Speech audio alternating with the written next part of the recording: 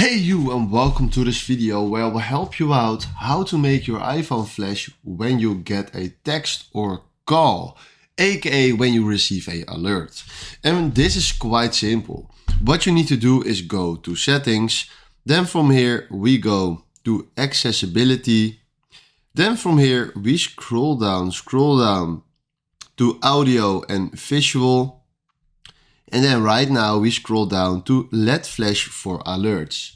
Now it's important to turn on the LED flash for alerts. You can also flash while unlocked, but if you want that he don't flash when you are on silent mode, then hold this on turn off. But if you want a flash in silent mode too, turn this one on.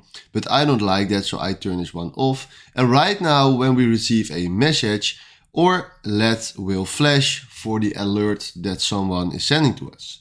So this is exactly how this works. Thanks for watching and have a wonderful day.